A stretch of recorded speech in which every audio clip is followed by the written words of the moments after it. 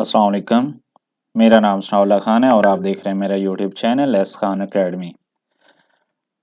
अच्छा, आज की वीडियो इंशाल्लाह हमारी है असाइनमेंट नंबर 1 सेमेस्टर फॉल 2021 है, जनरल साइंस की है, जीएससी 101। ठीक है, और टोटल मार्क्स इसके 20 हैं। ड्यू डेट इसकी 12 दिसंबर है 2021। ठीक है, तो सबसे पहले तो मैं आपसे रिक्वेस्ट करूंगा कि अगर आप मेरे चैनल पर न्यू हैं तो मेरे चैनल को सब्सक्राइब कर लें और साथ में बने हुए बेल आइकन को प्रेस कर दें ताकि मेरी आने वाली हर नई वीडियो जो है वो आप तक सबसे पहले पहुंच जाए। ये कुछ इंस्ट्रक्शन आपने रीड कर लेनी है। इसमें जो मेन चीज़ है वो आपने कॉपी पेस्ट नहीं करनी है, उसके अलावा ड्यू डेट के बाद सबमिट नहीं करवानी। इसके अलावा एमएस डॉक में यानी कि वर्ड फाइल आपने सबमिट करवानी है। मैथ टाइप यूज़ करना है या फिर इक्वेशन एडिटर यूज़ कर सकते हैं। ठीक है, तो ये आप मज़ीद भी डिस्कस कर सकते हैं।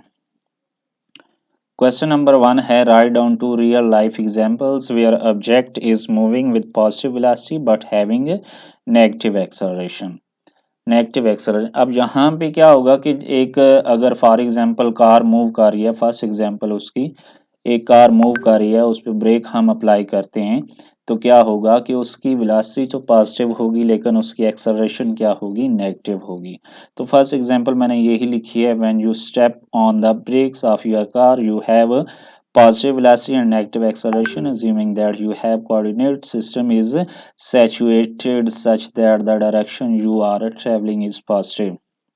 ये फर्स्ट एग्जांपल। ठीक है, सेकंड है कि जब हम पत्थर को ऊपर की तरफ फेंकते हैं तो उसकी वेलोसिटी इंक्रीज होती है। मीन उसकी क्या है कि उसकी वेलोसिटी क्या है, पॉजिटिव है, लेकिन उसकी एक्सेलरेशन यानी कि जी की वैल्यू जैसे जैसे हम ऊपर जाते हैं तो जी की वैल्यू क्या होती जाती है, कम होती जाती है। तो उस वक्त उसकी एक्सेलरेशन क्या होगी, नेगेटिव होगी। ठीक है, A stone thrown straight up as long as it is climbing up, it has positive velocity and negative acceleration।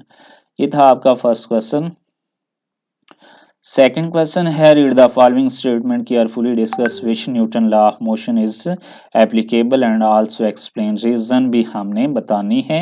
Statement है, उसके बाद न्यूटन लॉ ऑफ मोशन हमने बताना है and explanation according to Newton हमने बतानी है। क्या है, if you release a balloon in the air, अगर हम एक गुब्बारे को हवा में छोड़ते हैं तो क्या होगा। ये हमारे पास Newton third law of motion है। ठीक है, कैसे इसको एक्सप्लेन हम कैसे करेंगे। Newton third law of motion क्या कहता है कि हमारे पास एक्शन और रिएक्शन जो होता है वो क्या होता है, इक्वल होता है लेकिन अपोजिट डायरेक्शन में होता है। ठीक है, according to Newton third law of motion, action and reactions are equal but in opposite direction. The action is by the balloon that pushes the air out of it when set free। ठीक है, यानी कि आप जब इसको छोड़ेंगे तो ये एयर को पीछे की तरफ धकेलेगा। The reactions of the air which escape out from the balloon act on the balloon। It is due to this reactions of the escaping air that moves the balloon forward। ठीक है, यानी कि balloon जो है reaction के तौर पर किस तरफ जाएगा, आगे की तरफ जाएगा। ठीक है, उसके बाद सेकंड है आपके पास, you need more force to move and accelerate a heavier object than lighter object. यानी कि एक भारी ऑब्जेक्ट को मूव करवाने के लिए आपको मजीद एक्सेलरेशन की ज़रूरत पड़ती है। तो ये सेकंड लॉ ऑफ मोशन है, न्यूटन का सेकंड लॉ। सेकंड लॉ में क्या है कि किसी जिस्म में जब एक्सेलरेशन पैदा होता है तो वो फोर्स के क्या होता है, डायरेक्टली प्रोपोर्शनल होता है। ठीक है, उस पर लगाई जाने वाली। तो ये क्या होगा, मतलब न्यूटन सेकंड लॉ होगा। According to Newton second law of motion, acceleration is directly proportional to the net force, therefore we need more. यानी इसी वजह से मतलब हमें भारी ऑब्जेक्ट को मूव करवाने के लिए हमें ज़्यादा फोर्स की ज़रूरत पड़ेगी। अगर हल्के को जिस्म को मूव करवाना है तो कम, अगर भारी को मूव करवाना है तो ज़्यादा। ठीक है, तो इसलिए Newton second law of motion. A child riding a merry-go-round lets go its thrown off the ride. और ये हमारे पास फर्स्ट लॉ ऑफ मोशन है। The important part of Newton first law of motion to recall that the object will remain in motion in the same direction. The rotational motion of the child will result in the constantly changing velocity in the direction tangent to the edge of the ride। Third question हमारे पास है जी, in the given figure two objects are hangs on the frictionless pulley, the block of mass m1 moves down. m1 जो है इसमें किस तरफ move कर रहा है, डाउन तरफ, और m2 अपवर्ड कर रहा है. Find out the magnitude of the acceleration a and these two objects and tension t in the string. हमने नेग्लेक्ट करना है मैसेज ऑफ पुली एंड रोप दोनों के मैसेज. अब यहाँ पे उसने कहा है कि आपके पास जो m1 है वो नीचे की तरफ मूव करता है और m2 किस तरफ करता है, ऊपर की तरफ. यानी कि ये जो बकेट है ये ऊपर की तरफ मूव करती है और ये जो ब्लॉक है ये किस तरफ करता है, नीचे की तरफ मूव करता है. अब इस बकेट पे दो किस्म की फोर्सेस अप्लाई हो रही हैं. एक मतलब टेंशन है टी, रस्सी में टेंशन है, और एक इसका मैस जो है, वेट जो है वो नीचे की तरफ. क्योंकि ये ऊपर की तरफ मूव हो रहा है तो मतलब टेंशन इसकी ज्यादा है और वेट इसका क्या है, कम है. ठीक है, तो मतलब क्या होगा, ज्यादा में से हम क्या करेंगे, कम को माइनस करेंगे, तो इस पे जो नेट फोर्स अप्लाई. अच्छा, इस पे पहले हम देख लेते हैं कि कौन कौन सी फोर्सेस अप्लाई हो रही हैं. एक तो वेट अप्लाई हो रहा है, दूसरा टेंशन इस बकेट जो रस्सी है बकेट की उसमें अप्लाई हो रहा है. दूसरा m1 पे कितनी फोर्सेस अप्लाई हो रही हैं, ये इस पे भी हमारे पास एक टेंशन t1, टेंशन t2 और एक इसका वेट नीचे की तरफ. ठीक है, तो यहाँ पे वो चीज़ें मैंने लिख दी हैं. उसके बाद यहाँ पे जो इक्वेशन बनेगी, यहाँ से अगर नेट फोर्स अगर हम निकालें तो चूंकि टेंशन ऊपर यानी बकेट ऊपर की तरफ जा रही है तो मतलब क्या होगा कि टेंशन ज़्यादा है वेट से, तो T माइनस वेट इसका होगा और is equal to net force जिसको हम F से शो करते हैं, यानी कि F2 से शो करेंगे. चूंकि W2 है, M2 है, तो W2 होगा और यहाँ पे हमारे पास F2 होगा. नेट फोर्स हमारे पास क्या आ जाएगी फिर, T minus W2 is equal to M2A2.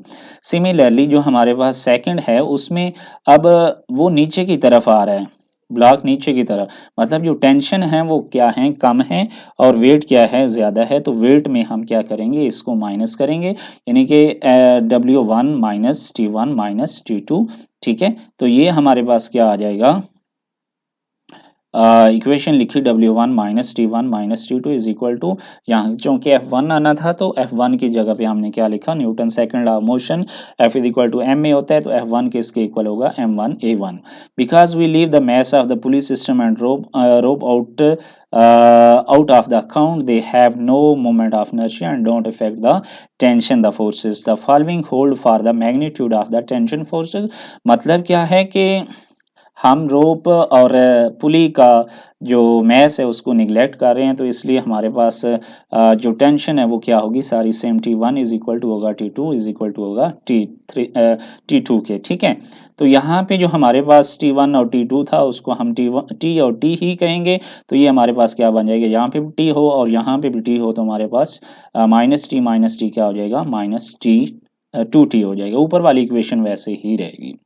उसके बाद यहाँ पे relation between magnitudes of the acceleration A1 and A2, the bucket goes up a distance, यानी कि बकेट जो है अगर डिस्टेंस s ऊपर जाती है तो ब्लॉक जो है वो डिस्टेंस s/2. यहाँ पे मैं आपको थोड़ा सा बता देता हूँ कि यानी कि यहाँ पे ये s अगर ऊपर जाती है, चूंकि इधर भी रस्सी है इधर भी रस्सी है, तो ब्लॉक जो है वो उसका हाफ नीचे आएगा, s/2 आएगा. ठीक है, तो यहाँ पे हमारे पास s is equal to 1/2 a t square और s/2 is equal to 1/2 a1 t square. जब हम इन दोनों इक्वेशंस को यानी कि इस इक्वेशन को इस इक्वेशन पे क्या करेंगे, डिवाइड करेंगे, तो हमारे पास आ जाएगा 2 is equal to a2 divide by a1. तो यहाँ से हमारे पास क्या आ जाएगा, 2a1 is equal to a2. तो यहाँ पे हमारे पास जो इक्वेशन ये वाली थी इसमें अगर हम a2 की वैल्यू पुट करते हैं तो हमारे पास ये इक्वेशन क्या बन जाएगी, T minus m1g is equal to W2 की भी वैल्यू हमने पुट कर दी है, m2g इज इक्वल टू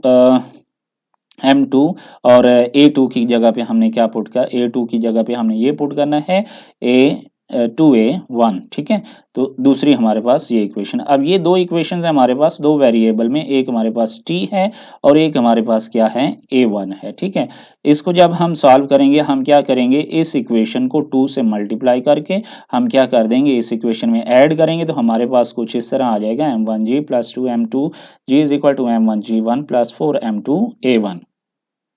यहाँ से g को कॉमन निकालें तो ये चीज़ आ जाएगी. अब यहाँ से अगर a की वैल्यू निकालना चाहें तो ये सारा जो है ये दूसरी तरफ इस तरफ क्या हो जाएगा, डिवाइड. तो ये हमारे पास आ गया a1 is equal to m1 plus 2m2 g divide by m1 plus 4m2. According to the equation 5 equation 5 क्या थी, ये वाली, यानी कि A2 किसके इक्वल है, 2A1। तो वहाँ यहाँ पे हमने A2 इज इक्वल टू 2 और A1 की वैल्यू ये आई है हमारे पास, तो यहाँ पे हमने इसको पुट कर दिया। The magnitude of the tension force T is given for example by the equation 6। Equation 6 हमारे पास ये है, तो यहाँ से हम टेंशन की वैल्यू निकाल सकते हैं, क्योंकि A1 की हम वैल्यू निकाल चुके हैं, तो वो जस्ट यहाँ पे पुट करेंगे हम, T minus M two G is equal to M two 2A1।